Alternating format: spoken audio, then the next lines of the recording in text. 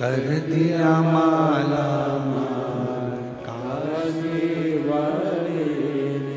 इस संसार सागर में खुद पर विश्वास, अपने काम पर विश्वास और महादेव पर विश्वास आपको अपनी मंजिल तक पहुंचाए। उस बहन से पूछो जिसका पति 8 साल पहले चला गया, ढूंढ ढूंढ कर थक गई हो, पुलिस में कंप्लेंट कर दी हो, पुलिस भी ढूंढ रही हो, मिलता ही नहीं। फिर आखिरी में उसने एक ही चीज करी कि अपने शंकर पर विश्वास कर। फिर आखिरी में एक ही बात रह गई कि अब कोई नहीं आया तो वो आया।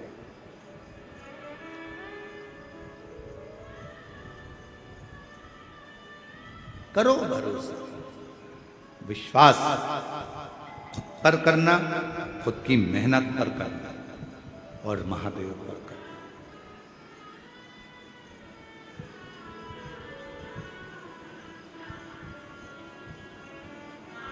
रिश्तेदार कह दें कि हम पर क्या तुम्हारे को भरोसा नहीं है, हम पर क्या विश्वास नहीं है, हम पर क्या भरोसा नहीं, विश्वास नहीं, कह देना हमें सब पर है, पर दृढ़ विश्वास तो मैं अपने आप पर करता हूं, अपने मेहनत पर करता हूं और अपने महादेव पर करता हूं।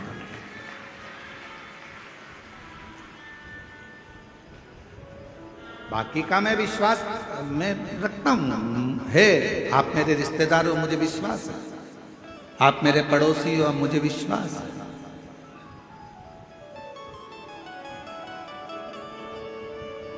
पर मेरा भरोसा तो मेरा देव अधिदेव महादेव।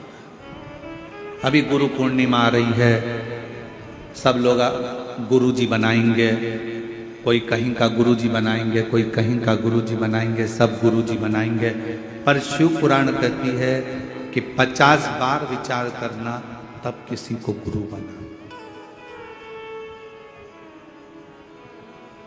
1000 बार सोचना तब किसी को गुरु बना।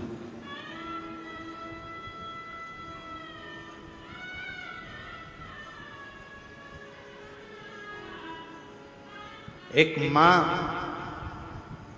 अपने बच्चे को जन्म देती है और दूसरा गुरु अपने शिष्य को जन्म देता है।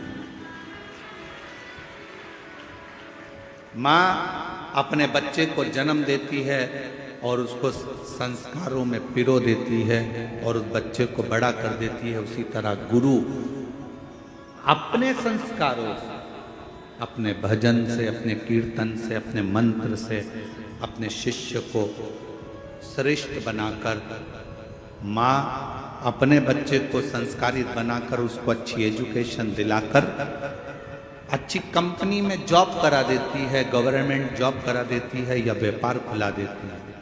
और गुरु किसी कंपनी में जॉब नहीं कराता, गुरु उस परमात्मा से मिलाने का प्रयास करता है, अपने दिल को मजबूत करने का प्रयास करता है।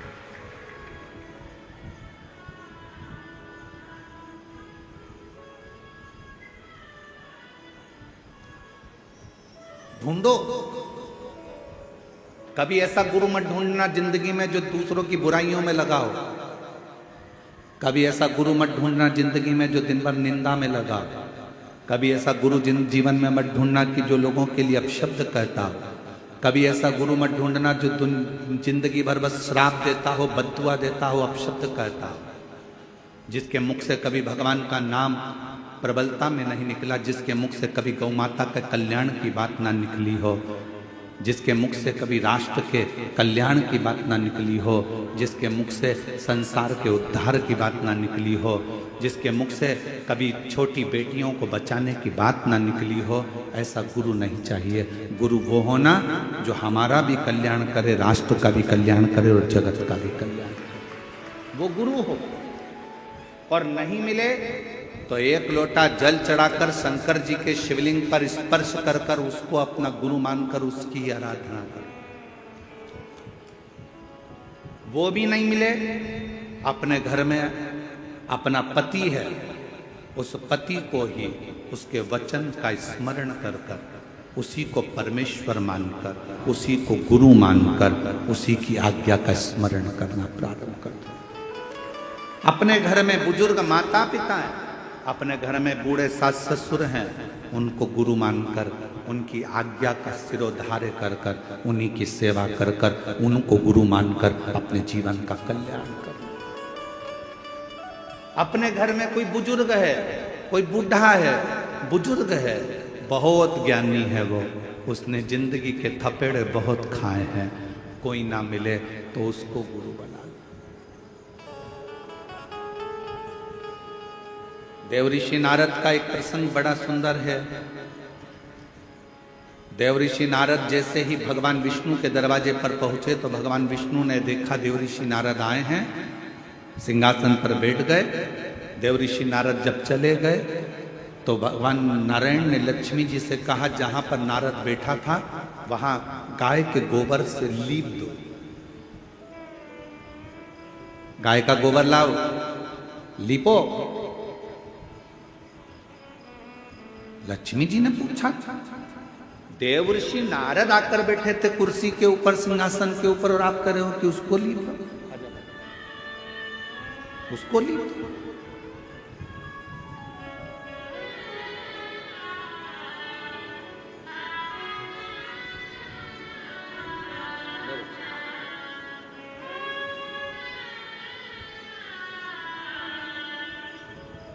आठ साल के बाद पति को ढूंढ ढूंढ कर थक गई थी, तब 8 साल के बाद वापिस आया एक बार जोरदार ताली।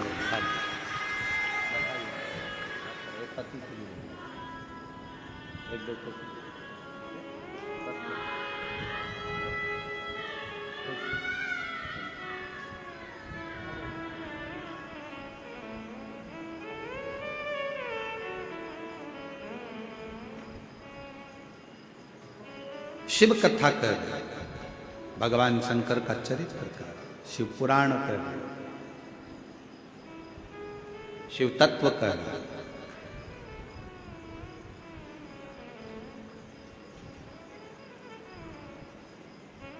देवऋषि नारद जिस सिंहासन पर बैठे थे वहां गोबर से लिपा रहे हैं भगवान नारायण। लक्ष्मी जी ने पूछा क्यों? कहा ये नुगरा है, इसने गुरु मंत्र नहीं लिया, गुरु मनाया नहीं है इसने जिंदगी में। नारद जी ने सुन लिया और भगवान विष्णु के पास आकर बोले कि मेरे जाने के बाद आपने गोबर से लीपा, क्योंकि मेरा गुरु दीक्षा नहीं हुआ है, मेरा गुरु मंत्र नहीं। क्या करूं मैं, किसको गुरु बनाऊं? भगवान विष्णु ने कहा क्यों, कोई गुरु नहीं मिलता? नारद जी कहते हैं मैं तो सर्वश्रेष्ठ गुरु हूं, मुझे किसी गुरु की जरूरत कहां।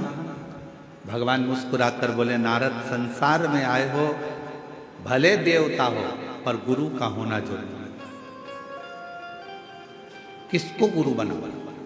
भगवान नारायण ने कहा जो तुझे पृथ्वी पर समुद्र के तट पर पहला व्यक्ति मिले बस उसी को गुरु बना ले। नारद जी भ्रमण करते करते समुद्र के तट पर गए। एक मछुआरा मछली पकड़ने के लिए जा रहा था। नारद जी को सबसे पहले वही मछुआरा दिखा, मछली पकड़ने वाला। नारद जी ने मन में सोचा कि बताओ कि इसको गुरु बनाऊंगा मैं, ये मछली पकड़ने वाला। नारद जी ने मन में सोचा मैं इसको गुरु नहीं बनाऊंगा। नारद जी फिर भगवान विष्णु के पास में गए। प्रभु वहां तो गुरु के रूप में एक मछली पकड़ने वाला मिला। नारद जी से भगवान ने कहा कोई भी मिला हो पर गुरु तो बनाओ। नारद जी ने जाकर मछली पकड़ने वाले मछुआरे के हाथ जोड़कर कहा कि मैं तुमको गुरु बनाना चाहता हूं। मछुआरे ने कहा फालतू बात मत कर, कोने में बैठ जा, मछली पकड़ने जाना है, मुझे देरी हो रही है। चुप। नारद जी चुप होकर बैठ गए। मछुआरा फिर आया। नारद जी ने कहा कि मुझे मंत्र दे दो। चुप। नारद जी चुप बैठ गए। नारद जी ने सोचा मंत्र एक ही मिला है, इसके मुंह से केवल चुप। तो नारद जी भी उसी मंत्र का स्मरण करते करते भगवान विष्णु के पास जाकर कहे, प्रभु गुरु भी मिला तो ऐसा गुरु मिला जिसने मंत्र तक नहीं दिया, केवल कह दिया चुप, इसके सिवाय कोई मंत्र नहीं देता। ऐसा गुरु किस काम का। भगवान विष्णु को क्रोध आ गया। नारायण ने कहा, नारद तुमने मेरे पास आकर अपने गुरु की निंदा करी है, मैं तुम्हें श्राप देता हूं, 84 लाख योनियां तुम्हें काटना पड़ेगी, 84 लाख योनियों के चक्कर काटना पड़ेंगे तुमको। नारद जी तो हाथ जोड़कर खड़े हो गए, क्षमा कर दो प्रभु, मुझसे गलती हो, अब तो मुझे 84 लाख योनियां काटना पड़ेंगी, अब करूं क्या। लक्ष्मी जी से पूछा, आप बताओ। लक्ष्मी जी बोले, मैं क्या बताऊं। फिर पहुंचे ब्रह्मा जी से कि मुझे 84 लाख योनियां काटना है पृथ्वी पर, आप बताओ क्या करूं। ब्रह्मा जी कुछ नहीं बोले। तब शंकर जी के पास गए, नारद जी क्या बात है। नारद जी ने कहा 84 लाख योनियां काटना है, भगवान का श्राप लगा है। शंकर भगवान ने कहा, अपने गुरु के पास जा, वो बता देगा कि 84 लाख योनि कब कटेगी। गुरु जी से जाकर कहा, मछली पकड़ने जा रहा था मछुआरा, गुरु जी के पांव पकड़ लिए, अब तो छोड़ता नहीं नारद, कृपा करो। गुरु जी ने पूछा, क्या हो गया। मछुआरे ने पूछा, मुझे श्राप लगा है, 84 लाख योनियों के चक्कर काटूंगा तब जाकर मैं पार उतरूंगा। इतने में गुरु जी ने कहा, तुझे 84 लाख योनियों के चित्र मालूम है कि हाँ मालूम है। गुरु जी बीच में खड़े हो गए और कहा, एक काम कर, 84 लाख योनियों के चित्र बना इस रेत पर, समुद्र के तट पर, और इसका चक्कर काट ले, पार हो जाएगा, निकल जाए। मछली पकड़ने वाले मछुआरे ने 84 लाख योनियों के फोटो बनवाकर नारद जी से उसका चक्कर कटवा दिया। जैसे ही चक्कर कटा, भगवान विष्णु के पास गए। नारायण ने गले में माला पहनाकर कहा, वाह नारद, तुम तो इतनी जल्दी 84 का चक्कर काट कर आ गए। नारद जी ने कहा, जिसका गुरु मेहरबान तो पट्ठा पहलवान। महाराज साधारण बात नहीं है, मेरा गुरु मुझ पर मेहरबान हो गया। उसने कहा 84 योनियों के चक्कर बना, फोटो बना और चक्कर लगा, पार उतर जाएगा। भगवान विष्णु ने कहा, बस गुरु होता ही ऐसा है, अपने शिष्य का एक क्षण में कैसे भी कल्याण कर देता है, पर करता जरूर है, वो गुरु है।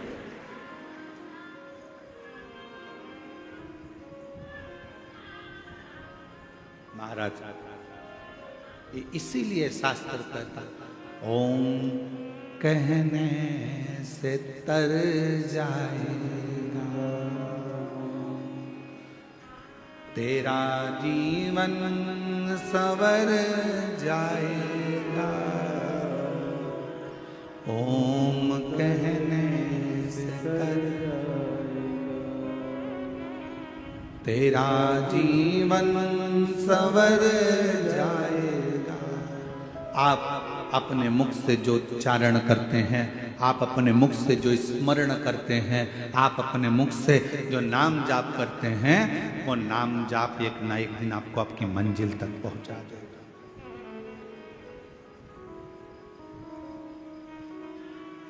दिल से किसको गुरु मानते हो वो आपके ऊपर निर्भर करता है।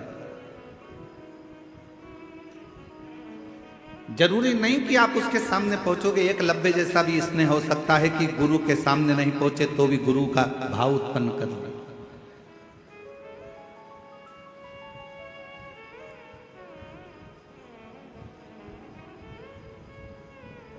बस हृदय की पुकार,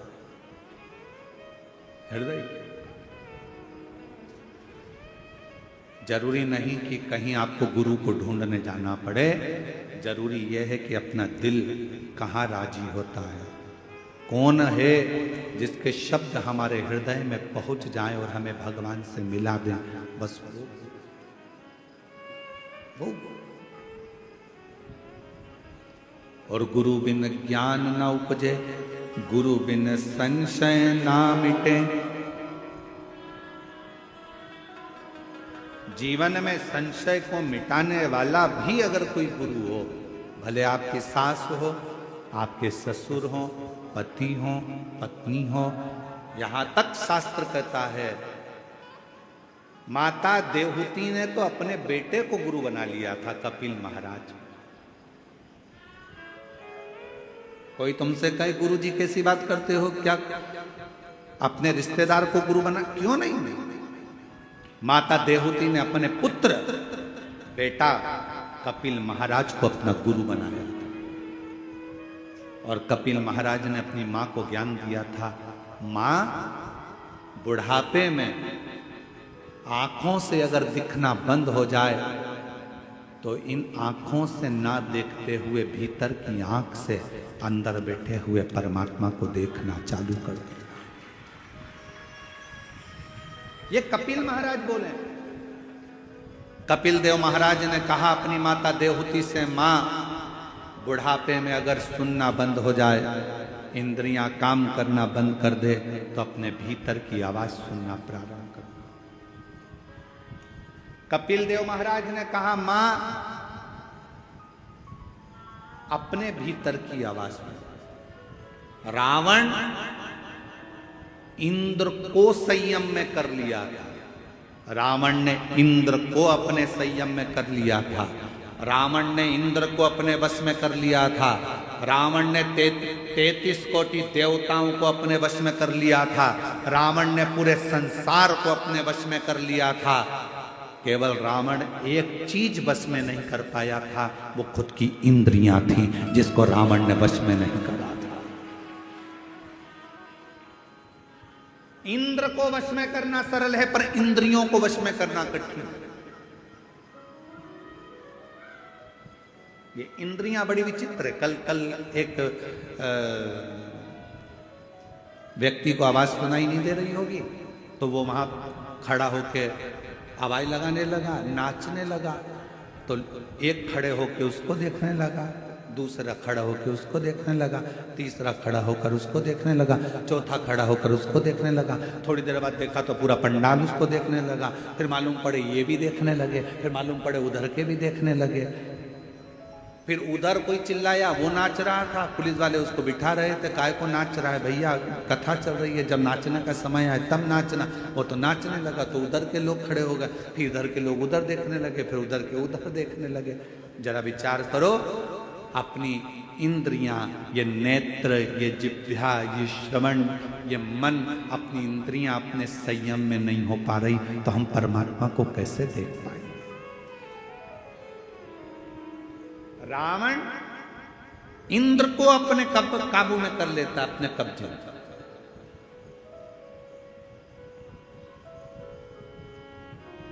रावण इंद्र को अपने संयम में कर लेता है। रावण देवताओं को अपने कब्जे में कर लेता है। रावण सबको अपने अधीन कर लेता है। पर लंका का राजा रावण अपनी इंद्रियों को अधीन नहीं कर पाया।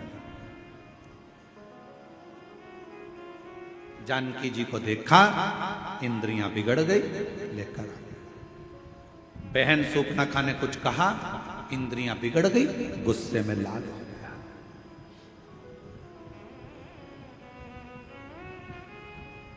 इन इंद्रियों को साधना कितना कठिन है। अरे आज के जमाने में अच्छे अच्छे महात्मा, संत, महाराज, बड़े बड़े जितने भी हैं, इंद्रियों को साधना सबसे कठिन काम है कि ये अपनी इंद्रियों को भी साध ले। और इंद्रियों को साधने का सबसे सुंदर अगर कोई तरीका है, आज कलयुग में, कलिकाल में, अगर इंद्रियों को साधने का सबसे सुंदर तरीका है, रावण भी उस तरीके को जान चुका था। रावण ने विचार कर लिया था, मैंने इंद्र को अपने कब्जे में कर लिया, मैंने इंद्र को अपने संयम में कर लिया, मैंने देवताओं को अपने अधीन कर लिया। रावण समझ चुका था, सबको मैंने अपने अधीन कर लिया, पर मेरी इंद्रियां मेरे अधीन नहीं हो रही है। तब रावण ने विचार करा कि इंद्रियों को अधीन करने के लिए क्या करना पड़ेगा। तो मन में सोचा, शंकर भगवान के शिवलिंग पर एक लोटा जल चढ़ाना पड़ेगा। शंकर भगवान के शिवलिंग को अपनी लंका में लाना पड़ेगा। शंकर भगवान के शिवलिंग को लंका में लाकर पूजन करना पड़ेगी। शंकर भगवान के शिवलिंग के पास रोज जाना पड़ेगा। जब शंकर भगवान को अपन एक लोटा जल चढ़ाएंगे, शिव जी की आराधना करेंगे, तो इंद्रियां संयम में हो जाएगी। रावण को उसी समय सूचना मिली कि शिव लाना है। रावण चले गए कैलाश, शंकर भगवान से शिवलिंग मांगा, लेकर चल दिए। शंकर जी ने सोचा इंद्र काबू में हो गया चलेगा, देवता इसके काबू में हो गए चलेगा, पर इसकी इंद्रियां मुझे काबू में नहीं करना है। तो शंकर भगवान का शिवलिंग लाते लाते रावण संध्या करने के लिए रुका और भगवान शंकर का शिवलिंग जमीन पर रख दिया गया। फिर वो उठा नहीं, बाबा वैद्यनाथ के रूप में विराजमान। आज बाबा धाम के रूप में, बाबा वैद्यनाथ जी के रूप में विराजमान।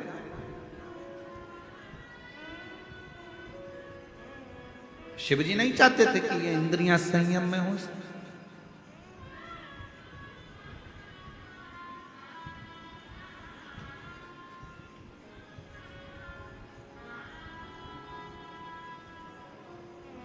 महाराज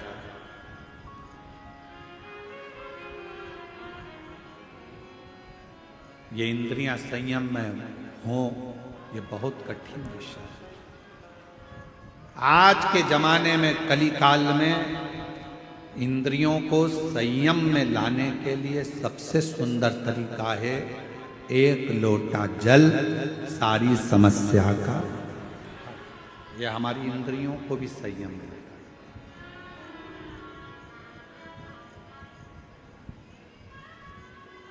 यह हमारी इंद्रियों को संयमित कर लेता। और जब हमारी इंद्रियां संयमित हो जाती हैं, जब हमारी इंद्रियों को संयम मिल जाता है, तो फिर ये जीव आप रूप अपने आप शिव की ओर दौड़ पड़ता, शंकर की ओर। और महाराज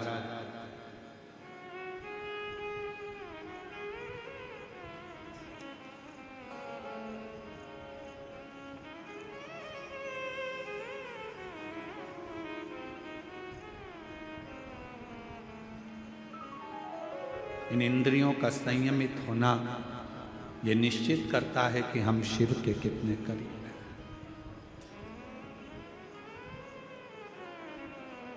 जो रावण नहीं कर पाया, सोने की लंका बनाना रावण के लिए सरल था।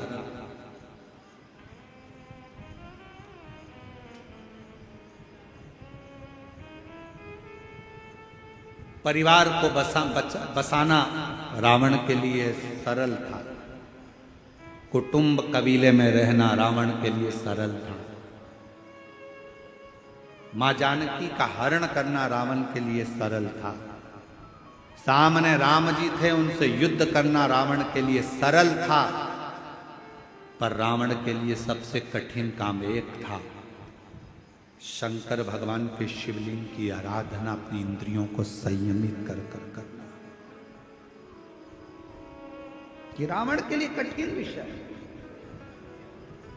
और मेरी जीजियों, मेरे जीजाओं, मेरी बेटियों, मेरे बेटाओं, मेरी माताओं, मेरे बुजुर्ग माता पिता तुल्य, मेरे भाई बंधु जितने भी यहां बैठे हैं, आपसे निवेदन करूंगा, आप अगर रोज शंकर जी के मंदिर में एक लोटा जल चढ़ाने जा रहे हो, समझ लेना कि आपने रावण को तो एक कोने में रख दिया, आपने अपनी इंद्रियों को शिव में लगाकर रखा है, शंकर की आराधना में। आप लंकापति रावण को एक और रख दिए। प्रतिदिन शिवालय में जाना, प्रतिदिन शंकर की आराधना करना, प्रतिदिन शंकर पर एक लोटा जल, अपनी इंद्रियों को वश में। घर के लोग कह रहे हैं, अरे आज तो तुम्हारे पास में आज टाइम नहीं है, मत जाना, आज मंदिर मत जाना, मंदिर मत जाना। फिर भी लोटा भर के जल भरी, इतनी देर में सारा घर का काम हो, उतनी देर में बाजू में पहुंच गई, जल चढ़ा के वापिस आ गई। मैं तो आ गई, मंदिर से होके आ गई। मन शिव की ओर आसक्त कर।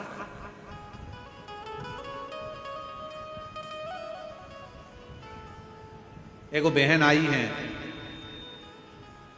शायद रायपुर से हैं, वो जी कल बोल रही थी, मिल दर्शन के लिए आई थी जब, कि गुरुजी ये बोलो, ये बताओ कि आप कथा में कह रहे थे कि भगवान शंकर के लिए समय मत बांधना, सुबह 9 बजे बांधोगे तो वो अर्चन डाल देगा, 10 बजे बांधोगे तो अर्चन डाल देगा, 11 बजे डालोगे तो अर्चन डाल देगा। कल वो प्रश्न कर रही थी, शायद है कि गई पता नहीं, तो वो प्रश्न कर रही थी कल। तो मेरा उन बहन से निवेदन है, शंकर भगवान समय नहीं बांधने दे रहे हैं, इसलिए नहीं बांधने दे रहे हैं कि बाप से मिलने का कोई समय नहीं होता। तुम्हारा जब मन पड़ जाए तब अपने बाप से मिलने पहुंच, अपने पिता से।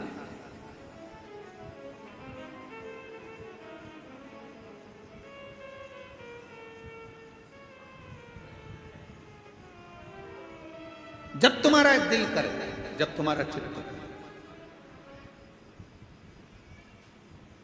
फूलों की कलियों में, काशी की गलियों में, फूलों की कलियों में, काशी की गलियों में, तेरे बिना कुछ खरीदा,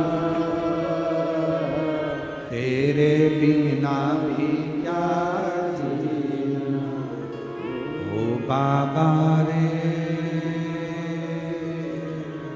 तेरे बिना भी क्या जीना, ओ शंभु रे,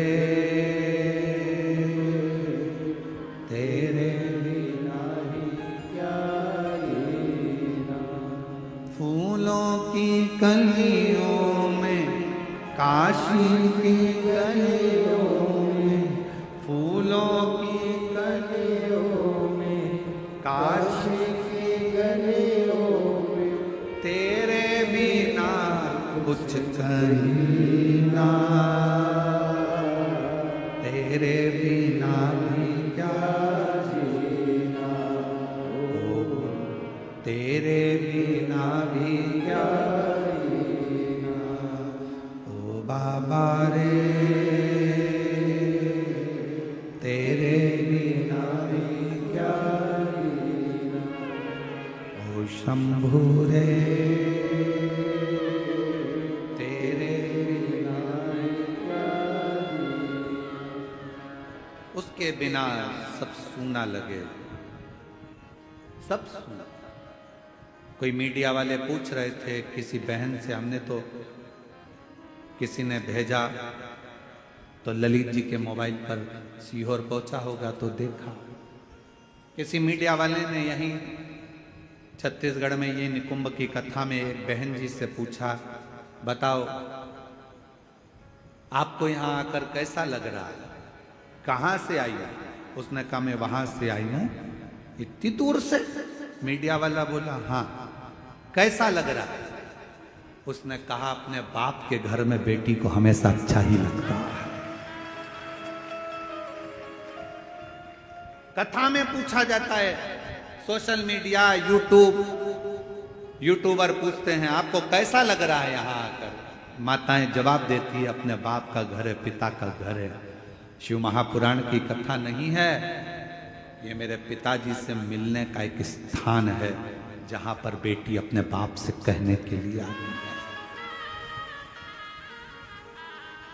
फिर एक ट्रेगल साइकिल चलाने वाले, किसी के पाँव में तकलीफ थी, कोई ट्रेगल साइकिल चलाने वाले कोई भाई से पूछा, उसका भी यूट्यूब पे डला हो, उससे पूछा तुम अपनी साइकिल से आए इतनी दूर? हाँ। कितना किलोमीटर दूर? कहा 35 किलोमीटर दूर साइकिल चला कर आना। हाँ, किसके लिए? तो वो ट्रेगल साइकिल वाले ने कहा देव अधिदेव महादेव के लिए, मन में था इसलिए, मन में था, पहुंच। और देखो ये लाखों की जो भक्ति दिख रही है, लाखों शिव भक्त यहाँ आए हैं, ये आप लोगों की भक्ति ही आपको लाई। अब आप इतनी सारी संख्या में यहाँ पहुँचे हो तो मेरे शंकर भगवान तुम तो यहाँ पहुँच जाते हो।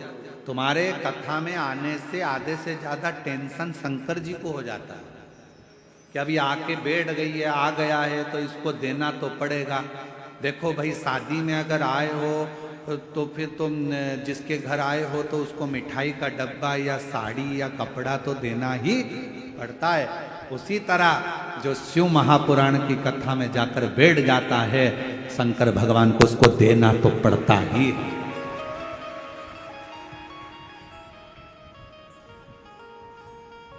देना पड़ेगा उसको। आपके घर आइए, दामाद आया है, बेटी आई है, भांजा भांजी आए, देव।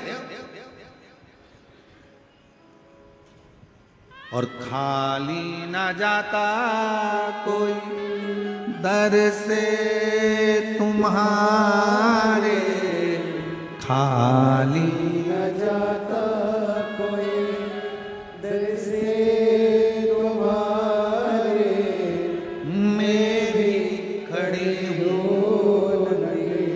बाहें पसारे, अपने हृदय लगा लो, लगा लो,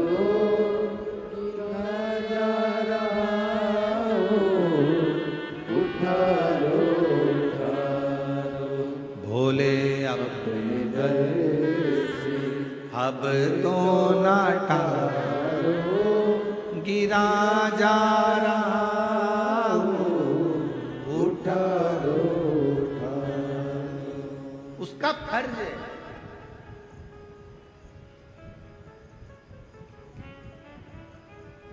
कितना एक संत ने कहा, हमने किसी के मुख से सुना,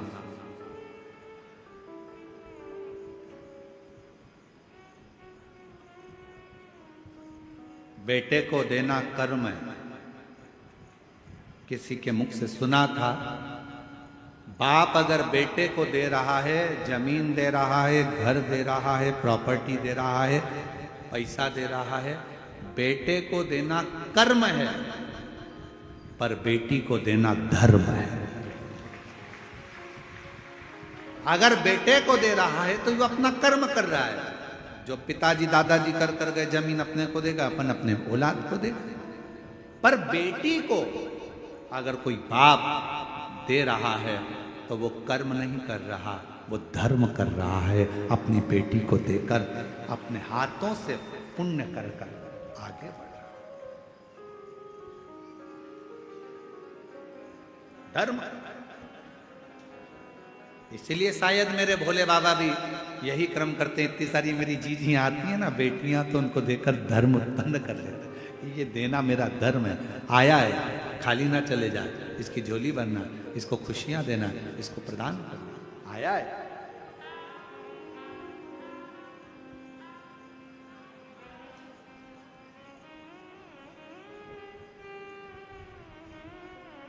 कल एक कथा चल रही थी भंवरे की, भ्रमर की।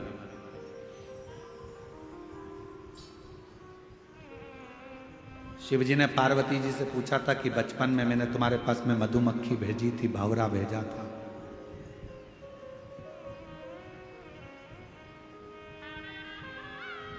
एक भी मधुमक्खी नहीं दिखी, एक भी भंवरा नहीं दिखा।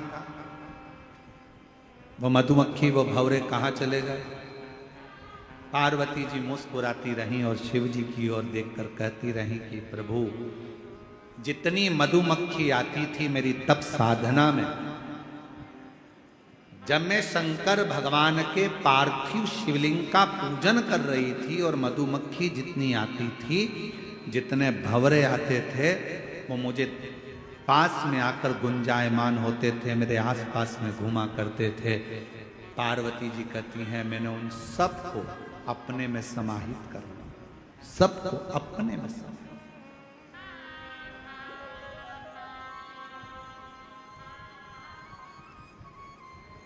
सबको अपने में समाया।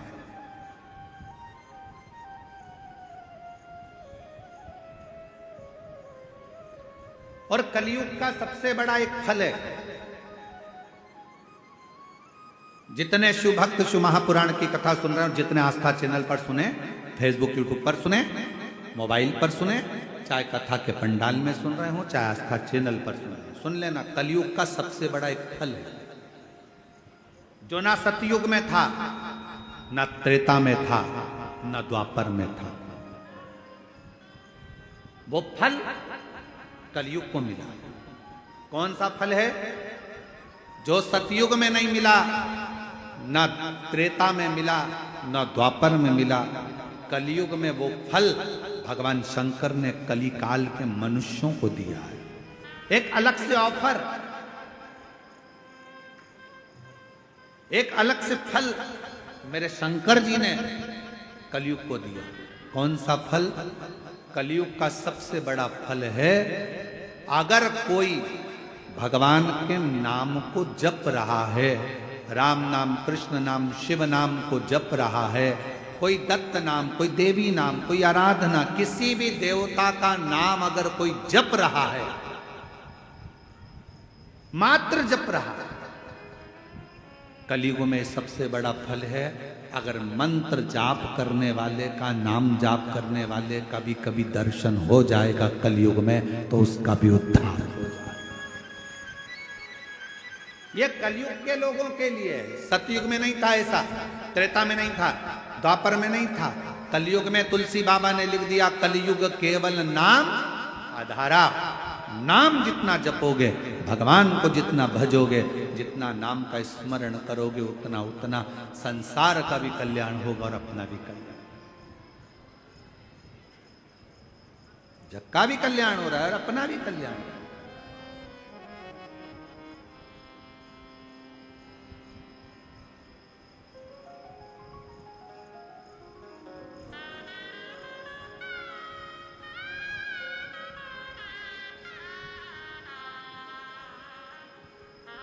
बस उसमें अपने हृदय को रमा। पार्वती, मैंने तुम्हारे पास में भंवरा भेजा। पार्वती, मैंने तुम्हारे पास में मधुमक्खी भेजी। पार्वती, मैंने तुम्हारे पास में अर्चन डालने के लिए बहुत कुछ भेजा, पर समझ में नहीं आया वो गया कहां।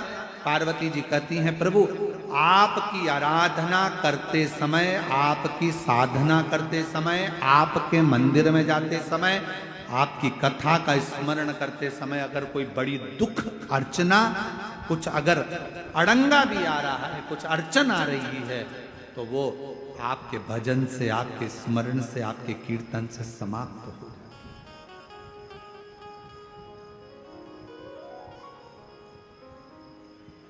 केवल आपके एक मंत्र उच्चारण से समाप्त हो जाए। इसलिए कलिकाल में नाम की बड़ी महत्वता है। श्री शिवाय नमस्तुभ्यं, श्री शिवाय। सब बोलो, सब पूरे पंडालों से आवाज आना चाहिए। जो लोग रोड पर बैठे हैं उनकी भी, जो बाहर बैठे हैं उनकी भी, और जो सामने बिल्डिंग पर चढ़े बैठे हैं उनकी भी, और जो गाड़ियों पर चढ़ चढ़ कर बैठे हैं उनकी भी आवाज यहां तक पहुंचना चाहिए।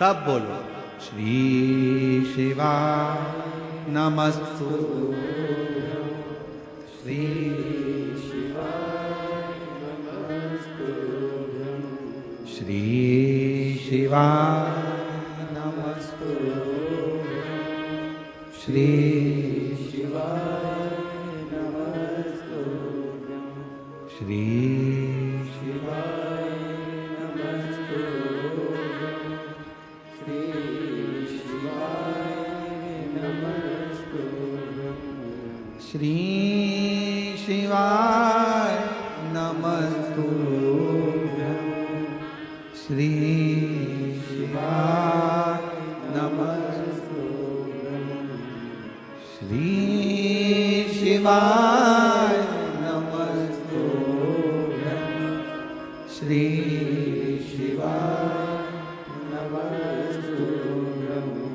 श्री शिवाय नमस्तुभ्यं, श्री शिवाय नमस्तुभ्यं। आप उच्चारण करें। कलिकाल में मंत्र, शिव महापुराण तो यहां तक कहती है कि शिव कथा सुनकर जाने वाला व्यक्ति जिस रास्ते से निकल कर जाता है, जिस गांव में जाता है, उस गांव में अगर कोई जवानी में, कुंवारे में, अधोगति में, एक्सीडेंट में या कोई बीमारी में कोई मर भी गया होता है, तो मात्र उसके शरीर की छू कर जाने वाली हवा उन जीवों का भी कल्याण कर देती है। इतना शिव महापुराण है।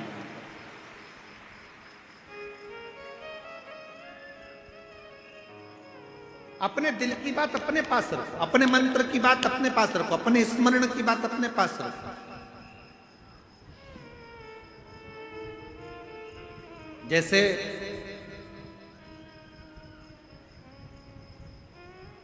आज के जमाने में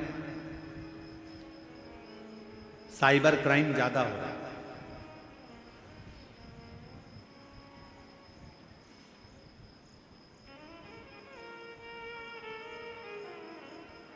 नए नए लड़का लड़कियां मोबाइल चलाते हैं, बेटा बेटियां बुजुर्ग माता भाऊ मोबाइल चलाते, इतना इनको अंदाजा नहीं रहता। किसी ने फोन कर दिया, तुम्हारा लड़का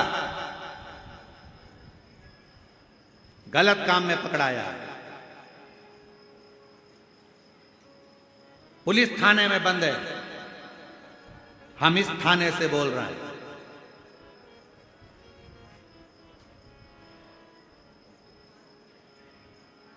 अगर लड़के को छुड़ाना है तो ऐसा करना पड़ेगा।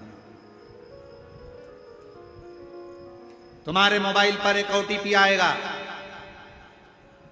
वो ओटीपी नंबर बताओ, फिर तुम्हारे पास ये पहुंचेगा, ये बताओ। हाथ जोड़कर कह देना, भैया ना तो मैं ओटीपी बताऊंगी और ना नंबर बताऊंगी। वो थाने वालों से निवेदन है कि हमारे गांव के थाने वाले को फोन करें और हमारे गांव के थाने वाले हमसे आकर मिले, तब ओटीपी बताऊंगी, नहीं तो बताऊंगी। क्यों फंसे हम? किसी साइबर क्राइम के अंतर्गत। अपने मोबाइल में कितनी भी बातें हो, अपने मोबाइल में कितना भी ओटीपी आए, कोई तुमसे पासवर्ड पूछे, मैंने ये नंबर भेजा है, इसका पासवर्ड बताओ, ये बताओ, वो बताओ, कुछ नहीं बताए, कह देना सीओर वाला महाराज ने मना करा है। अपने दिल की बात और अपने पासवर्ड या ओटीपी नंबर या अपने मोबाइल का कोई पर्सनल नंबर या पर्सनल चीजें हम किसी को नहीं बताते, चाहे वो कोई मत बताओ, अपने पास रखो। लाखों रुपए लोगों के जा रहे हैं, करोड़ों रुपए लोगों के समाप्त हो जा रहे हैं, बैंक खाली हो जाते हैं, तब रोता है मेरा लड़का मेरी लड़की। आखिरी में फिर विचार करता मर जाऊं तो अच्छा, क्योंकि प्रेशर इतना होता है कि मरने का साधन ढूंढता। क्यों मरना? इसलिए ना अपना ओटीपी बताओ, ना अपना पासवर्ड बताओ, और ना ही अपनी ऑनलाइन लिंक कुछ भी है ना बताओ, कुछ नहीं बोल सकते। आप तो कह दो हमारे मन की बात और हमारे मोबाइल की बात हम किसी को नहीं कहते। हर किसी व्यक्ति से मोबाइल पर चैटिंग भी मत करो। आज के समय में बहुत चैटिंग का बड़ा लफड़ा हो गया। काय को फालतू की चैटिंग करना? चैटिंग करना है तो बैठा है ना, एक बैठा है। कौन? अरे बोलो तो जम के, देव अधिदेव एक बैठा है। आप चैटिंग करना चाहते हो तो हम उसका नंबर दे देते हैं। वैसे पहले देखे गए हैं एक बार, है आप लोगों के पास? अरे बोलो तो जम के, शिव जी का नंबर है ना अपने पास में? तो लिख लो, मोबाइल में लिखो जल्दी से। शंकर जी का एक नंबर है, लिखो। जिसको भी चैटिंग करना है, फ्री रहा करो तो चैटिंग कर लिया करो, जब मन ना लगे तो चैटिंग कर लिया करो। एक ही नंबर है, श्री शिवाय नमस्तुभ्यं, श्री शिवाय नमस्तुभ्यं। कभी कभी ये नंबर नहीं लगे तो दूसरा नंबर भी है। कभी कभी बिजी आ जाए, मान लो लाइन पे नहीं हो, तो दूसरा नंबर भी लिखो। ओम नमः शिवाय। इतना करिए, विनय करिए, निवेदन करिए। जहाँ जगह मिले वहाँ बैठकर बाबा को अपने हृदय से प्रार्थना करो, विनय करो। सभी लोग साथ में बोलें, प्रार्थना करें, बाबा को अपने मन का भाव करें।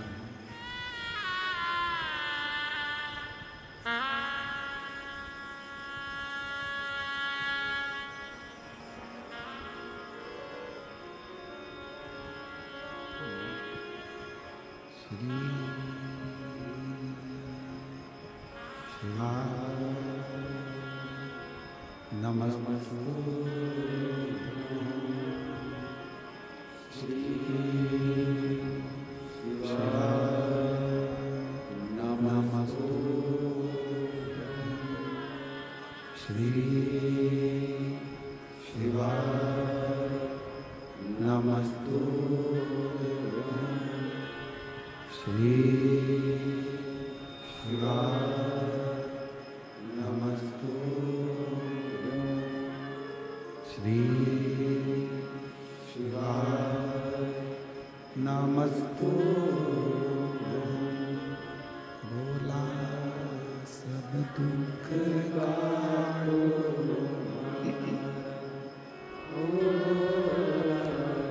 सब दुख काटो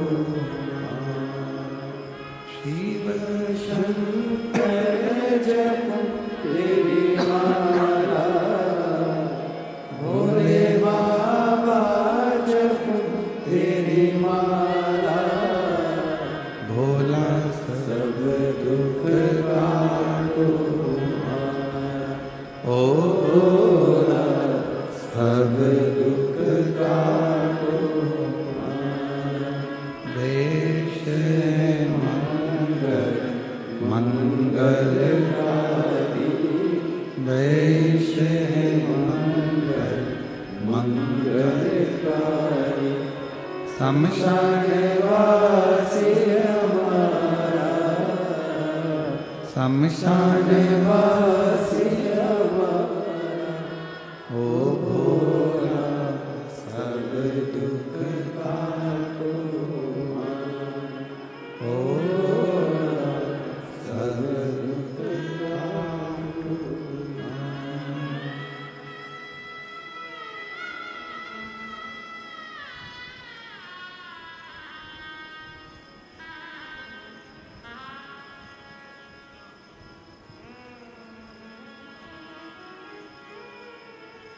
बाबा देवादिदेव महादेव भगवान शिव ओ गर्दानी त्रिकालदर्शी कैलाशी विनाशी शंकर की कथा करें शिव महापुराण की कथा वर्णन कर रही है।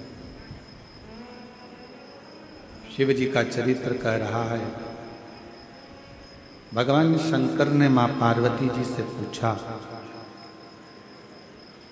इतने भंवरे इतनी मक्खियां मधुमक्खियां कहाँ गई?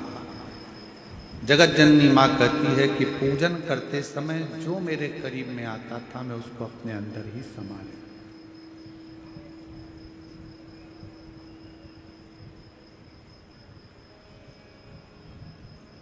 कितना सुंदर कहा है कि पूजन करने जब बैठो,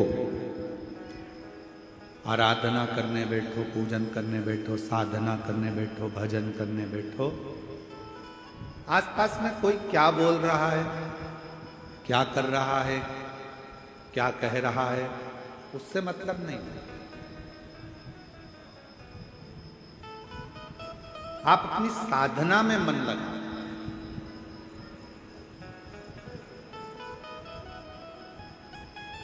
एक बहन ने एक पत्र लिखा है,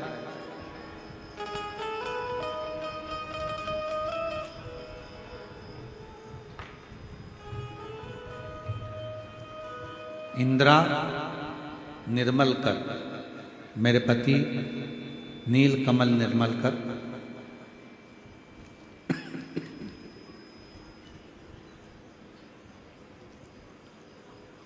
ग्राम हसदा, जिला बालोद, छत्तीसगढ़ की निवासी हूँ। मेरा मोबाइल नंबर ये है। मेरी शादी को 10 साल हो गए थे, मेरा कोई संतान नहीं था। डॉक्टरों को बहुत दिखाती लेकिन कुछ भी परिणाम नहीं निकलता। फिर मुझे मेरी दीदी ने बताया कि टीवी पर शिव महापुराण की कथा आती है। सीहोर जिले के रहने वाले पंडित प्रदीप मिश्रा जी कथा करते हैं, उसको सुनना प्रारंभ करा। परेशानियां इतनी थी, बाबा को छोड़ दी।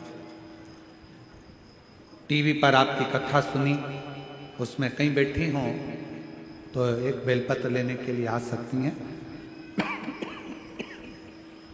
इंदिरा निर्मलकर, पति नीलकमल निर्मलकर, ग्राम हसदा, जिला बालोदा, छत्तीसगढ़।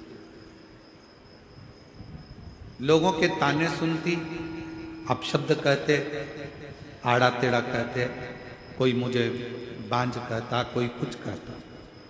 पर मैंने भी आपकी कथा सुनकर एक विश्वास अपने अंदर एकाग्रित करा। पशुपतिनाथ का व्रत किया और पशुपतिनाथ का व्रत किया और 1 महीने के अंदर मेरा गर्भ ठहर गया। 24 मई 2023 में बाबा की कृपा से मुझे संतान की प्राप्ति हुई और बाबा की ऐसी करुणा हुई कि बाबा की कृपा से मेरे घर में औलाद की प्राप्ति, संतान की प्राप्ति शिव की कृपा से। पर बच्चा तो हुआ, एक लड़की ने जन्म लिया गुरुदेव, पर कुछ समय के बाद हो सकता है हमारी लापरवाही या अन्य चीज के कारण बेटी का भगवान के घर चली गई। बहुत निराश हो गई मैं। मेरे माँ बाप मेरे को देखकर रोते, इतने सालों के बाद तो बच्चा हुआ, वो भी चली गई। पर मैंने अपना विश्वास नहीं तोड़ा। आप कहते हो ना गुरुजी, विश्वास को मत तोड़ना, तो सूखे हुए पेड़ में भी एक दिन फल आ जाता है अगर विश्वास पक्का है। हम लोग मेरी माँ के साथ सीहोर गई, वहां कंकर शंकर की पूजा की, रुद्राक्ष लाई और मैंने फिर से पशुपतिनाथ का व्रत किया और फिर मेरा गर्भ ठहर गया।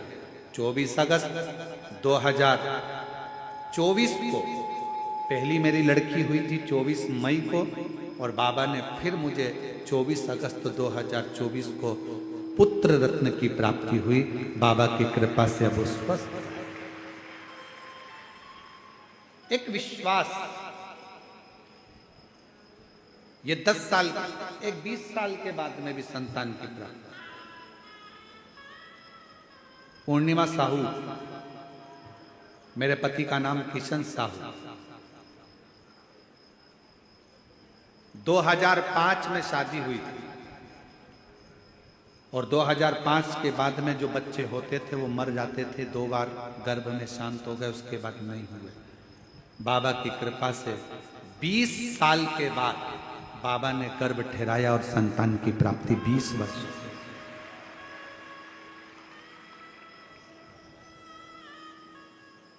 पूजन करोगे, अर्चना करोगे, साधना करोगे, भजन करोगे, कीर्तन करोगे, मंत्र जाप करोगे तो कहीं थोड़ी बहुत अड़चन तो आ सकती है,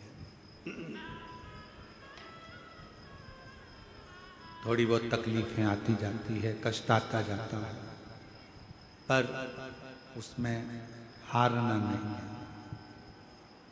अपने विश्वास को टूटने नहीं देना, अपने भरोसे को टूटना नहीं चाहिए। पूर्ण भरोसा, पूर्ण भरोसा।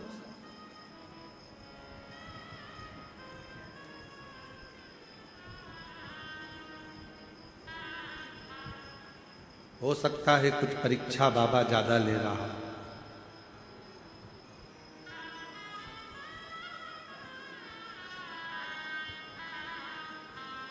जहां स्वार्थ रहता है वहां से परमात्मा दूर हट जाता है।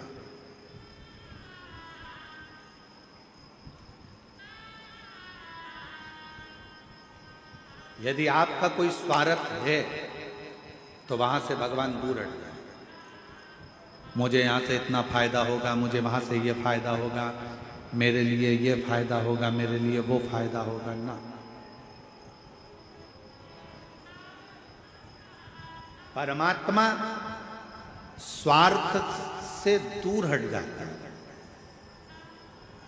आप लोगों ने भी देखा होगा, कोई कोई जगह ऐसी होती है जहां पर किसी ने कुछ कहा, उन्होंने कहा कि तुम्हारे यहाँ ऐसा तो हो वैसा, तो किसी ने कहा ऐसा तो हो वैसा। फिर धीरे धीरे वहां पर जब धन सामने आने लगता है, थोड़ा सा पैसे की मात्रा बढ़ने लगती है, तो वो फिर भजन कीर्तन स्मरण तप साधना फीकी हो। स्वार्थ व्यक्ति के जीवन का स्वार्थ व्यक्ति को परमात्मा से दूर कर देता है। परमात्मा को पास में लाने का एक तरीका है, स्वार्थ को दूर हटाओ, परमार्थ को पास में लाओ, तो शंकर अपने आप नजदीक। परमार्थ करिए।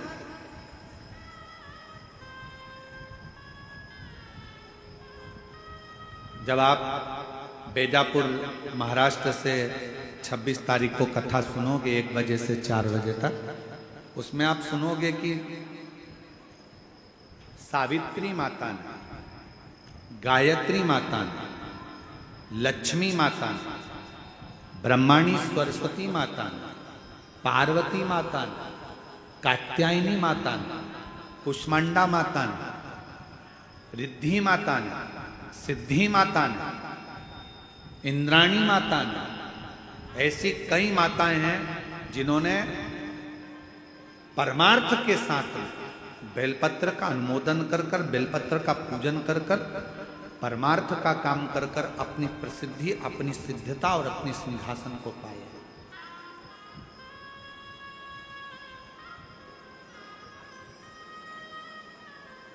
श्री गणेश जी महाराज की धर्मपत्नी रिद्धि और सिद्धि क्या ऐसे ही शंकर जी की बहू बन गई?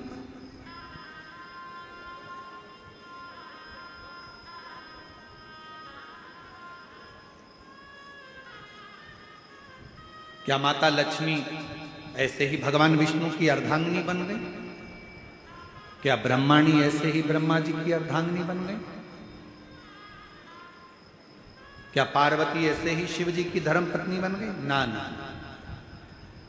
इन्होंने जो परमार्थ किया है, इन्होंने जो जनमानस का कार्य किया, पूरे जगत के उद्धार का जहां क्रम आया, तब जाकर ये अच्छे सिंहासन पर बैठी।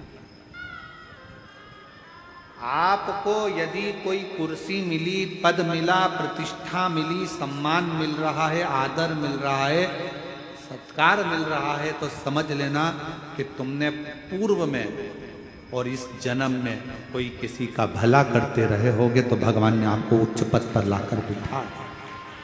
अब मौका दिया है परमात्मा ने, ये कुर्सी, ये पद, ये प्रतिष्ठा, ये सिंहासन तुमको दिया क्यों है?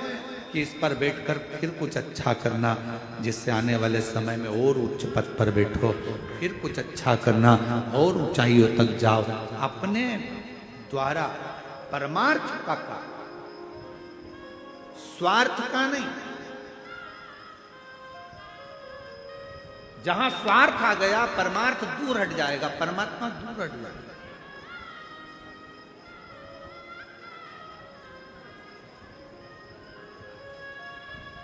मेरी जीजियां एक उत्तर दोगी क्या छत्तीसगढ़ की? अरे बोलो तो जम के, दे दोगी? ठीक है। किस घर में अन्नपूर्णा रहती है? 2 घर बता रहे हैं हम आपको। सदा अन्नपूर्णा महारानी किस घर में रहती है, आपको उत्तर देना, ठीक है? 2 घर बताएंगे आपको, शांति। 2 घर आपको बताए जाएंगे, आपको बताना है कि अन्नपूर्णा किस घर में रहती है। पहले नंबर का घर जिसमें बहू, घर की नारी, घर की स्त्री, घर की बेटियां भोजन बनाए, और भोजन बनाए और भोजन करने के लिए घर में 10-12 लोग आ रहे हैं, 15 लोग आ रहे हैं, या घर में 10 लोग जीमने वाले हैं, या कोई फंक्शन है, और घर में खीर बनी, हलवा बना, भजिया बना, अच्छी कोई सब्जी बनी। सब्जी खत्म होने वाली है, भजिया खत्म होने वाला है, हलवा खत्म होने वाला है, पूड़ी खत्म होने वाली है, और घर की नारी ने, घर की बेटी ने, घर की बहू ने, घर की माँ ने सब्जी भरकर एक कटोरी अलग से छुपा के रख दी कि अब ये मेरे लिए है, मैं। दूसरा घर, घर की बहन, बेटी, माता, बहू, घर की बेटियां, बहुएं, घर की माताएं भोजन बनाई। घर में भोजन करने वाले आए और मालूम पड़ा भोजन में सब खत्म होता चले जा रहा है। किसी ने कहा तेरे लिए थोड़ा सा रख ले, अब तो इतना सा ही बचा है, तो भी उसने कह दिया नहीं, इसमें 3 लोग और खा लेंगे, उनका पेट भरा जाएगा। अब निर्णय देना है मेरी छत्तीसगढ़ की जीजियों। 2 घर बताए, पहले नंबर का अपने लिए कटोरी में भर कर रख दिया, और दूसरे नंबर का कि ये भी जाने दो, वो खा लेंगे तो मुझे तृप्ति हो जाएगी। दूसरा, कौन सा घर इसमें अन्नपूर्ण, कौन सा? दूसरा, ये खा लें, जितना मेरे लिए मत रखा, मेरे लिए मुझे नहीं बचाना, मेरे लिए मैं अलग से बाद में हो सकता है बना लूंगी, पर अभी तो जो जजमान आए हैं, दरवाजे पर आए हैं, जो भोजन करने बैठे हैं, इनका पेट भरा जाए। ये भर गया, मुझे उसमें मुझे तृप्ति है। स्वार्थ अपने लिए कटोरी भरकर रखता है और परमार्थ दूसरे को देकर खुश होना सिखा दे।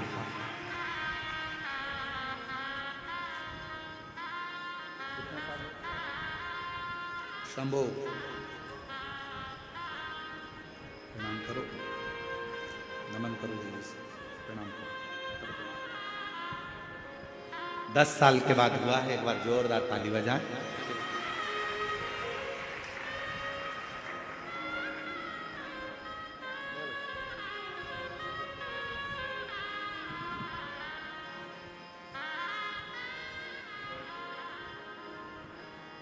स्वार्थ और परमार्थ में यही है, ये बहुत बड़ा। स्वार्थ अपने लिए होता है, परमार्थ जगत के लिए होता है। और जिसने जिंदगी में परमार्थ करना प्रारंभ कर दिया, परमार्थ कितना सुंदर कहा है, कितना सुंदर।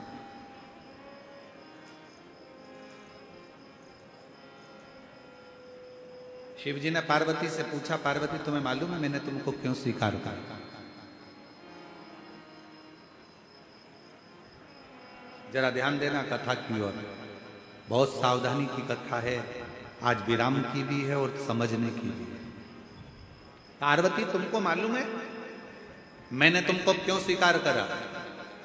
मैंने तुम्हें अपनी अर्धांगिनी क्यों बनाया? तुम मेरी पूजन जिंदगी भर करती रहती तो भी मैं तुमको अर्धांगिनी नहीं बनाता। तुम पूजन कर कर कर भी मेरे प्राण त्याग देती तो मैं तुम्हें अर्धांगिनी नहीं बनाता। पर पार्वती, मैंने तुम्हें अर्धांगिनी क्यों बनाया तुमको मालूम?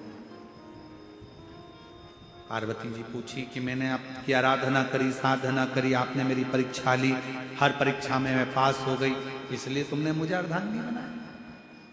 नहीं पार्वती, मैंने तुम्हें अर्धांगिनी तब बनाया जब श्रावण का महीना आया और उस श्रावण के महीने में तुम्हारी सखी बेलपत्र को लाकर तुम्हारे हाथ में थी और उस समय पर बेलपत्र उस सखी को मिली नहीं थी। तुम एक गुफा के अंदर बैठकर साधना कर रही थी, तुम बालू का शिवलिंग बनाकर पूजन कर रही थी, तुम्हारी सखी ने एक बेलपत्र लाकर दी और बेलपत्र जो सखी लेकर आई थी उसके मन में चल रहा था कि यह बेलपत्र मैं भी बाबा को समर्पित करूं। तुमने वो बेलपत्र लिया, मुझे समर्पित करने के लिए उठाया और साथ में जो तुम्हारी सहेलियां बैठी थी उन सहेलियों से कहा एक काम करो, बेलपत्र एक है और कोई चढ़ाने के लिए दिख नहीं रहा, एक काम करो, इस बेलपत्री में आप भी अपना स्पर्श कर दो, आप और हम मिलकर एक साथ बेलपत्र चढ़ाते हैं, बाबा स्वीकार।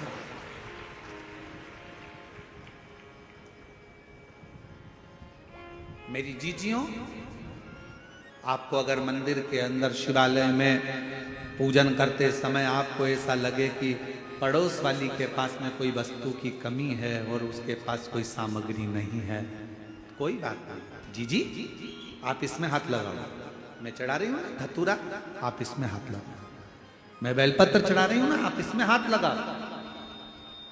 ये स्वार्थ नहीं, परमार्थ होगा। आपकी थाली में नहीं है, कोई बात नहीं, आप इसमें हाथ लगाओ, परमार्थ हो, परमार्थ।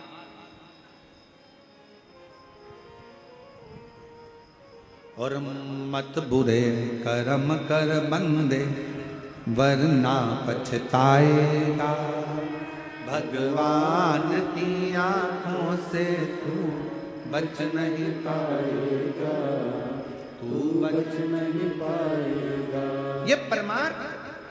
गाड़ी जा रही है, उस गाड़ी में आप जा रहे हो, कहाँ जा रहे हो? कहाँ? निकुंज जा रहे हो। कथा हो रही है, हमारे पास गाड़ी है, उसी में बैठकर जा रहे हो। अच्छा, तुम गाड़ी में जा रहे थे, गाड़ी में 2 लोगों की जगह खाली थी, तुमने अपनी सहेली को, अपनी फ्रेंड को, अपने रिश्तेदार को फोन लगाया, देखो मैं निकुंज जा रही हूँ, सियोर वाला महाराज आया है, कथा चल रही है शिव पुराण की, और देशमुख परिवार उस कथा को करा रहा है, तुम चल रही हो क्या? एक ने मना करा, दूसरे को लगाया, गाड़ी खाली है, चल रही है क्या? दूसरे ने मना करा, तीसरे को लगाया, तू चल रही है क्या? तू चल रहा है क्या? तू चल रहा है क्या? गाड़ी में 2 जनी की जगह थी, आप चाहती तो ऐश से आराम से निकुंभ आती, घूमती फिरती, लेटती करती, पर साथ में 2 लोगों को साथ में लेकर आई हो। स्वार्थ नहीं, तुम्हारा परमार्थ था जो तुमको यहां तक लेकर। चलो,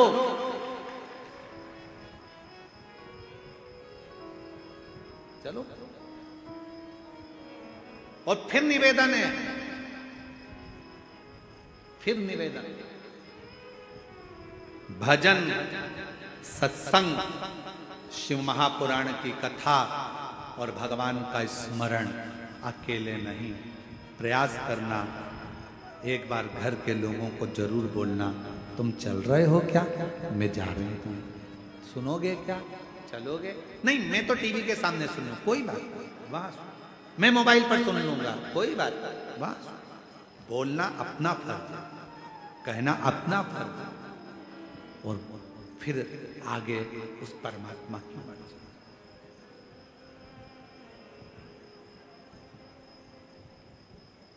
अपना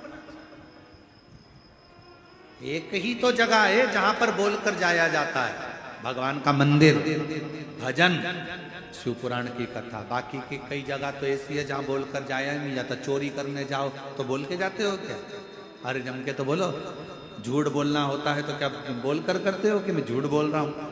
पाप करना होता है तो बोल कर करते हो? नहीं, भगवत भजन में, स्मरण में बोला जाता है, बोला।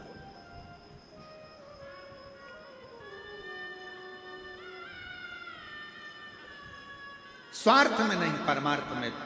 पार्वती जी,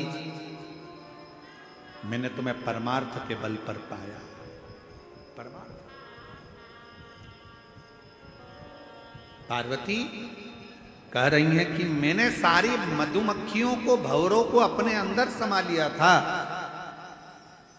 शिवजी ने कहा कि फिर वो भंवरे मक्खी कब काम आएंगे? जब समय आए। सब थोड़ा समय का इंतजार करा करो। धूप नहीं रहती, कभी कभी छांव आ जाती है, कभी छांव भी चली जाती है, फिर धूप आ जाती है। ये जिंदगी का ऐसा ही रुतबा है, कभी छांव कभी धूप, उसी तरह कभी सुख और कभी दुख का क्रम तो चलता है। आएगा जाएगा, आएगा जाएगा। कितनी समझदार मेरी जीजियां बैठी हैं। वो बीच में, यहाँ पंडाल लगा, वहां पंडाल लगा, बीच में थोड़ी सी जगह खाली है। यहाँ पंडाल लगा, वहां पंडाल लगा, बीच में थोड़ी जगह खाली है। यहाँ पंडाल लगा, वहां पंडाल लगा, बीच में थोड़ी जगह खाली है। जहां जगह खाली है, धूप आती है तो मेरी बहनें तुरंत, धूप आते से मेरी जीजियां तुरंत अपने सिर पे पल्लू ले लेती हैं। धूप आते से अपने सिर पे कपड़ा रख लेती हैं। धूप आते से अपने सिर पर छाता रख लेती हैं। उनको मालूम है कि अगर धूप आए तो सिर पर कपड़ा रख लो, धूप आए छाता लगा लो। ये कपड़ा कोई दूसरा नहीं, ये छाता कोई दूसरा नहीं। अपने देवाधिदेव महादेव की छत्र छाया में आ जाओ, अपने पूर्वजों के हाथ के नीचे आ जाओ, थोड़ा सा छांव कर लो। कौन सी छांव?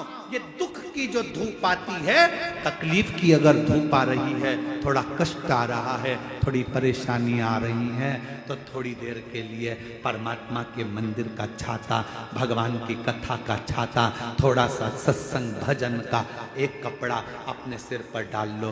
थोड़े दिन में ये धूप दुख की, तकलीफ की, कष्ट की चली जाएगी। जब ये धूप चली जाएगी तो वापस सुख की छाया आ जाएगी, फिर छाते की जरूरत नहीं। थोड़ा आया, अभी धूप आई थी, मेरी जीजियां छाता लगा रही थी, थोड़ी कपड़ा लगा रही थी, कोई कुछ लगा, उनको मालूम है कि धूप थोड़ी देर में जाएगी, हमेशा नहीं टिक सकती। रात का अंधेरा छटेगा और दिन का प्रकाश आएगा, उनको मालूम। एक जैसा नहीं, उसमें चतुरता तुम्हारी रखना मेरी बहनों, मेरी जीजियों, मेरी माताओं, मेरे भाई, मेरे जीजाओं, चतुरता तुम्हारी रखना। जैसे धूप में छाता लगा लेते हो, दुख में परमात्मा का द्वार पकड़ो। परमात्मा ज्यादा कर्जा हो जाता है, ज्यादा तकलीफ आ जाती है, ज्यादा दुख आ जाता है, तो घर में जो रकम होती है ना, सोने चांदी के जेवर होते हैं ना, वो दुकान पर चले जाते हैं। बोलो जाते कि नहीं जाते? दुख आता है, अपने कीमती जेवर दुकान पर चले जाते हैं। दुकान वाला कहता है इतने अच्छे अच्छे जेवर क्यों बेच रही हो, इनको क्यों गिरवे रख रही हो? तुम्हारे जेवर हैं, पहनोगी तो अच्छा लगेगा। तुम्हारे जेवर हैं भाभी, क्यों गिरवे रख रही हो, क्यों? जब दुख आता है, कर्जा बढ़ जाता है, तकलीफ बढ़ जाती है, तो घर के जेवर दुकान पर गिरवे रख दिए जाते हैं, जिससे हमारा थोड़ा दुख समाप्त हो जाए। याद रखना, घर के जेवर दुकान पर तब जाते हैं जब दुख आता है। उसी तरह दुकान पर जेवर जाए, उससे पहले इस मन को शंकर के पास भेज दो, तो दुख कटना प्रारंभ हो। दुख जेवर दुकान पर जाए, उससे पहले मन को मंदिर तक भेजो, शिवालय तक भेजो, शंकर तक भेजो।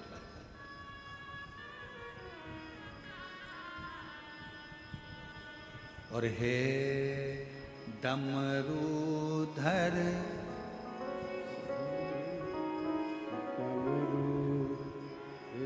डमरूधर भोले शंकर, हम भी तुमको दिल दे बैठे। डमरूधर शंकर,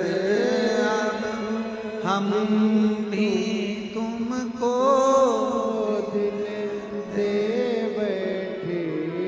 गम पहले से ही कम तो न थे के, और मुसीबत ले बैठे। गम पहले कम तो ना थे, और एक मुसीबत ले बैठे। डमरूधर भोले शंकर, हम भी तुमको दिल दे बैठे। ये दिल परमात्मा को देओ। तुम शिवालय तक चले जाओगे, तुम्हारी मेहनत दुगनी कर लोगे, तुम मंदिर तक चले जाओगे, तुम शिव महापुराण तक चले जाओगे, तो तुम्हारा घर का जेवर, तुम्हारी प्रॉपर्टी कभी किसी बैंक में या किसी दुकान पर नहीं रखाएगी। तुम अपने आप को शिव को तो रख कर देखो, अपने आप। शंकर शिव कथा कर रही है। समय आया, एक अरुण नाम का असुर हो गया। अरुण नाम का असुर, एक असुर ऐसा था जो हर चीज में तर्क करता था। कोई भगवान का भजन कर रहा है तो तर्क करेगा, कोई भगवान का स्मरण कर रहा है तो तर्क करेगा। तर्क करने वालों की कमी नहीं है दुनिया में, बहुत तर्क करने वाले मिलेंगे, दिन भर तर्क करते।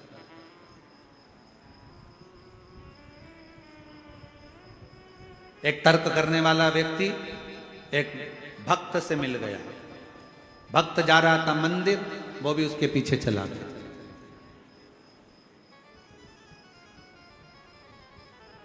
मंदिर में जैसे ही भक्त ने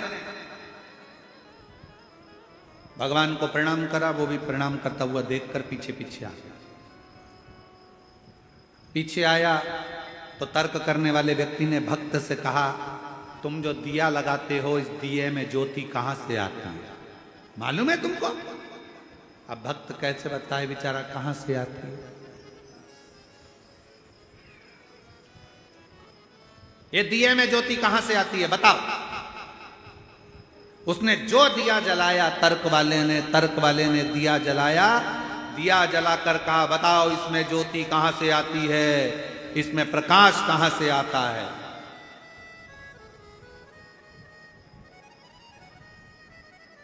कहां से आता है? भक्त कहने लगा, ये सब भगवान की कृपा है, भगवान के भाव से। कहां से आता?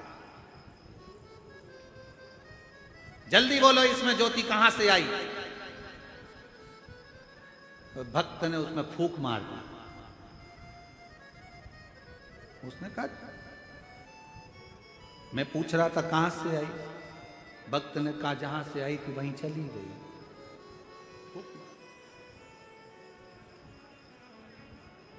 आवाज बुझ गई। ज्योत देने वाला वो है, प्रकाश देने वाला वो है। हमें तो केवल लगनता से अपने कर्म को करना है, मेहनत को करना, परिश्रम।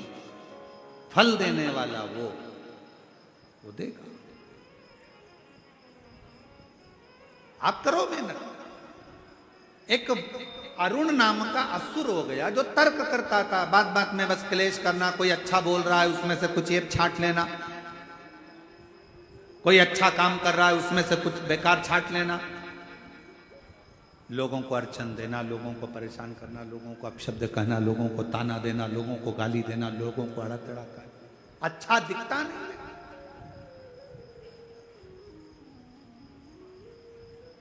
ऐसे कई लोग संसार में हैं जिनको आपकी अच्छाई नहीं दिखेगी। बहू ने रोटी अच्छी बनाई, सब्जी अच्छी बनाई, जरा सी चटनी बिगड़ गई ना, तो घर के लोग को सब्जी अच्छी बनी उसका नहीं कहेंगे, रोटी अच्छी बनी उसका नहीं कहेंगे। घर के लोग, बताओ ऐसी चटनी बनती है? अपने बाप के घर से ये सीख के आए, ऐसी चटनी बनती है, ऐसी चटनी बनती है।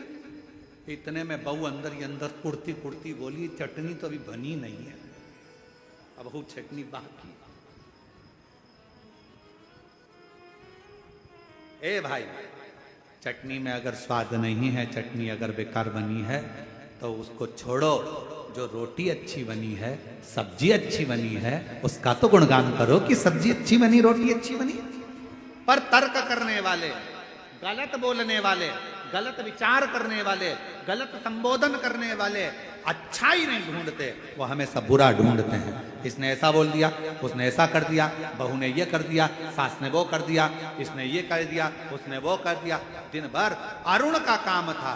एक अरुण नाम का सुर तर्क पर तर्क करता था, गलत विचार करता था। समय आया, देवताओं ने विचार करा कि ये तो मरने वाला नहीं, देवताओं को परेशान कर रहा है। तब सारे देवताओं ने देखा अरुण ने मांगा क्या है। अरुण ने ब्रह्मा जी का तप कर कर वर प्राप्त कर लिए थे। ना मुझे पृथ्वी पर चलने वाले 4 पांव वाले मारे, ना पृथ्वी पर चलने वाले 2 पांव वाले मारे, मुझे पृथ्वी पर चलने वाला कोई ना मार पाए। तब अरुण तो बहुत प्रबल हो गया, अब करें तो करें क्या, मरने को तैयार नहीं। तब देवताओं ने भगवान शंकर की आराधना की, शिव की आराधना,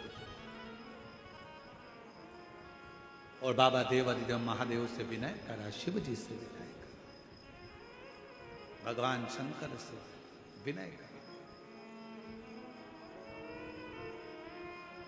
भगवान शंकर से कहा बाबा, तब मां जगत जननी का नाम भ्रामरी देवी पड़ा। ये मां भ्रामरी देवी कब का है? जब कोई दूर बैठा है बहुत और आप किसी का स्मरण कर रहे हो कि ये काम उसका होना चाहिए, तो मां भ्रामरी का स्मरण कर कर एक लोटा जल जब हम चढ़ाते हैं तो जीव का कल्याण जरूर होता है, जिसका स्मरण आपने किया है। भ्रामरी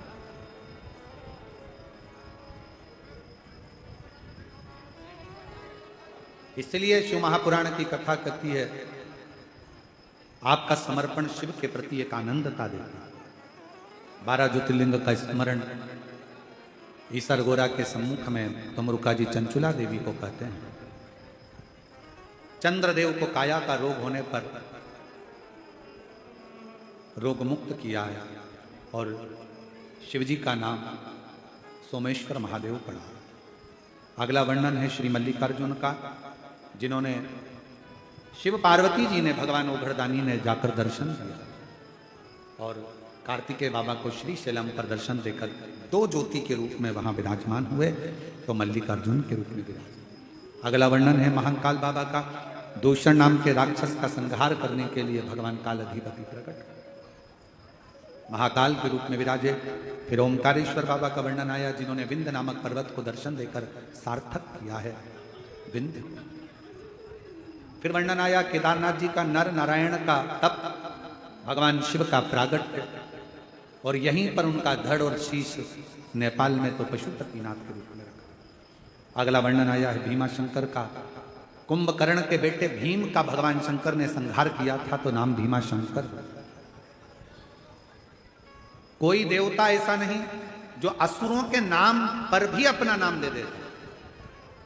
भगवान शिव ने अपना नाम देकर भीम का संहार कर कर भीमा शंकर के रूप में विराज। अगला वर्णन है काशी विश्वनाथ का, मनु शत्रुपा के तप के बल से भगवान विश्वनाथ के रूप में विराजमान हुए। फिर त्र्यंबकेश्वर का वर्णन आया, बाबा पर गौ हत्या का दोष लगा। दोष लगाने वाले कोई दूसरे नहीं होते, अपने ही अपनों को बर्बाद करने में लगे हैं। आज सनातन धर्म को दूसरों से जितनी चोट नहीं पहुंचती, उतनी अपनों से चोट पहुंचती।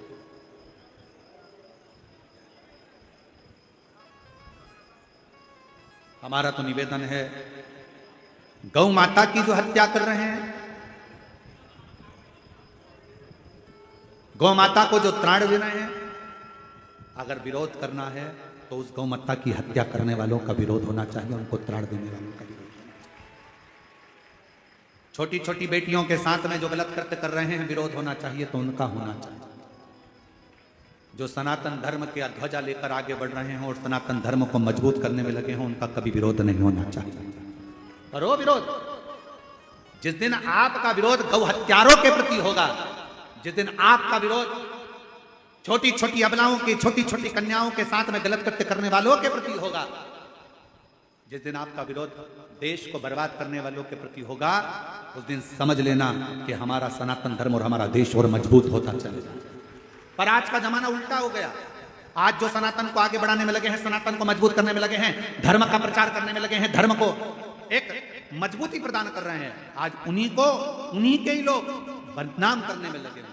कहीं ना कहीं किसी ना किसी रूप में बदनामी दे रहे हैं।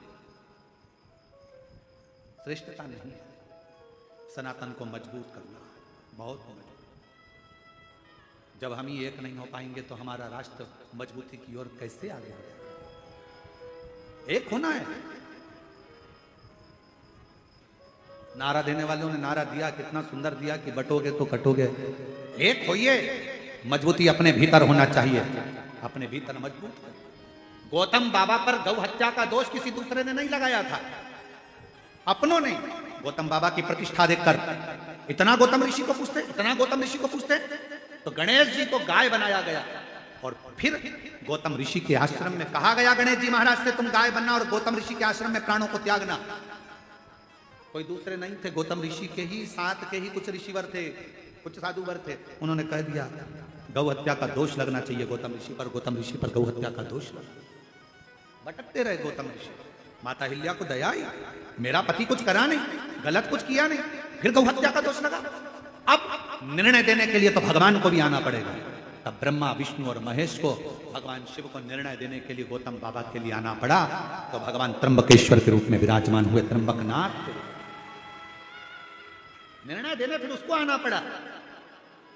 जब ज्यादा पाप बढ़ जाता है, अनाचार दुराचार बढ़ जाता है, और जब फिर अंत समय एक ऐसा आ जाता है कि अपने अपने को काट करने लगे, तब उस ब्रह्मा, भगवान विष्णु और भगवान शिव को भी आना पड़ता। और गौतम ऋषि के लिए आए। कोई दूसरे ने दोष नहीं लगाया था, अपनों ने दोष लगाया गौतम ऋषि। और गौतम बाबा मौन रहे, चुप रहे, क्योंकि वो जवाब देगा, हमें नहीं देना, वो जवाब देगा। आया वो अपने भक्त के लिए पृथ्वी पर आ गया। त्र्यंबकेश्वर बाबा की जो धरा है, वहां त्र्यंबकनाथ विराजमान हो गए। रावण शिव जी को लेकर चले तो भगवान वेदनाथ जी के रूप में विराजमान हो गए। दारुक नाम के राक्षस के लिए भगवान नागेश्वर रूप धारण कर लेते हैं, और राम जी के लिए रामेश्वर बन जाते हैं। सुधर्म नाम के ब्राह्मण की पत्नी भूष्मा के बेटे को जीवित करा तो कृष्णेश्वर बन जाते हैं। अपने भक्त के लिए हर पल रूप धारण कर लेता है। 12 ज्योतिर्लिंग में जो ज्योति के पुंज शिव बैठे हैं, वो साधारण नहीं है, मेरा शंकर स्वयं आकर बैठा है। और 12 ज्योतिर्लिंग के मध्य में कुबेरेश्वर बाबा आकर बैठे हैं, जो संपूर्ण जगत का कल्याण है। शिव तत्व को जानो। ईसर गोरा की साक्षी में कह दिया गया, कहा कुमरुका जी ने कहा कि जो इस पवित्र शिव महापुराण की कथा को श्रवण करेगा, हृदय में धारण करेगा, ईसर गोरा की साक्षी शिव पार्वती उसकी झोली खुशियों से भर देंगे। कथा करवाने वाला कोई नहीं, शिव है। कथा सुनने वाला शिव है, और कथा करने वाला भी शिव है। यहां श्री सरयू प्रसाद जी देशमुख, श्रीमती टिकेश्वरी देशमुख, श्री रूपेश जी देशमुख, श्रीमती लीलावती देशमुख, समस्त महाकाल परिवार निकुंज दुर्ग छत्तीसगढ़ से जो ये कथा चल रही है, यजमान परिवार को मैं धन्यवाद देता हूं, जिन्होंने अथक मेहनत कर कर और पूरे गांव के लोगों ने एकजुट होकर इस शिव महापुराण की कथा को संभाला। संपूर्ण प्रशासन को, यहाँ के कलेक्टर महोदय, IG, DIG, commissioner, SP, SSP, TI, सभी तहसीलदार, सभी यहाँ के एसडीएम और जो भी पदाधिकारी गण है, चिकित्सा विभाग, पीडब्ल्यूडी विभाग, विद्युत विभाग, और यहाँ के जो भी सरपंच हो, विधायक हो, सांसद हो, मंत्री हो, जो भी यहाँ के पदाधिकारी गण हो, अध्यक्ष हो, उपाध्यक्ष हो, सबको साधुवाद देता हूँ। आप लोगों की मेहनत रंग लाई है। प्रशासन ने इतनी सुंदर व्यवस्था संभाली, एक बार पूरी प्रशासन के लिए जोरदार ताली बजाकर साधु का। यहाँ के माननीय मुख्यमंत्री जी को, श्री विष्णुदेव सहाय जी को, और यहाँ की पूरी सोशल मीडिया, यहाँ के एक एक पत्रकार बंधुओं को, जिन्होंने इस कथा को जनमानस तक भेजा है, सारी सोशल मीडिया को, सारे पत्रकारों के लिए जोरदार ताली बजाकर साधुवाद, जिन्होंने अपने इस शिव पुराण की कथा को जनमानस तक भेजने का क्रम किया। और समस्त आस्था चैनल के श्रोताओं को नमन करते हुए, बाबा शंकर देव अधिदेव महादेव आप सबकी झोलियां खुशियों से भरे, ये भाव लेते हुए आज कथा को यहाँ विराम की ओर लेते हैं। और 26 तारीख से 1 बजे से 4 बजे तक फिर आस्था चैनल पर मिलेंगे। बेलपत्र शिव महापुराण की कथा बेजापुर महाराष्ट्र की पवित्र धरा से। उसके बाद में 2 तारीख को वो कथा विराम होगी। 5 तारीख से 9 तारीख तक 5 दिवसीय शिव पुराण की कथा सीहोर कुबेरेश्वर बाबा के धाम में गुरु पूर्णिमा महोत्सव होगा। 10 तारीख को शिव दीक्षा गुरु दीक्षा रहेगी। उसके बाद कथा का क्रम फिर आगे बढ़ते हुए, जैसे आप लोगों को प्रथम में कहा कि 12 जुलाई से 18 जुलाई तक कोरबा छत्तीसगढ़ में शिव महापुराण की कथा श्रावण के महीने में रहेगी। और श्रावण के महीने भी 7 दिवसीय कथा 30 जुलाई से 5 अगस्त तक जयंती स्टेडियम भिलाई छत्तीसगढ़ में रहेगी। 6 अगस्त को 5 अगस्त को यहाँ कथा विराम होगी, और 6 अगस्त को सीहोर की कावड़ भराएगी। वैसे तो पूरे सावन के महीने में शिव भक्त सीहोर की कावड़ भरते हैं। आप लोग भी कावड़ भरने पहुंच सकते हैं, जा सकते हैं, और बाबा का आनंद कावड़ यात्रा का लें। श्रावण महीने में 6 अगस्त को कावड़, सीहोर की प्रदोष वाली कावड़ आप और हम सब भरेंगे और आनंद लेंगे। कथा को विराम की ओर लेते हैं। सभी कथा में आए हुए मंत्री महोदय, सभी विधायक महोदय, सांसद महोदय, पूर्व गृह मंत्री श्री ताम्रध्वज साहू जी एवं यहाँ पर विराजमान सभी विधायक, सांसद, मंत्री और सभी पदाधिकारी गणों को साधुता देते हुए कथा को विराम की ओर लेते हैं। ऐसे ही निकुंभ खूब उन्नति की ओर बढ़े, आपका छत्तीसगढ़ और पूरा भारत विश्व के पटल पर अग्रण्य हो, यही कामना के साथ कथा को विराम देते हैं। हर हर महादेव, हर हर महादेव, हर हर महादेव। हमारी वाणी से, व्यासपीठ के माध्यम से कोई शब्द आपको अगर बुरा लगा हो, कोई हमारी वाणी से कोई अक्षर बुरा लगा हो, उसके लिए आप लोगों से क्षमा चाहते हुए कथा का क्रम से ही चलता रहे, सनातन धर्म मजबूत होता रहे, यही कामना रखते हुए विराम की ओर लेते हैं। बोल कुबरेश्वर महादेव की जय। एक बार यजमान परिवार के लिए जोरदार ताली बजाकर साधु।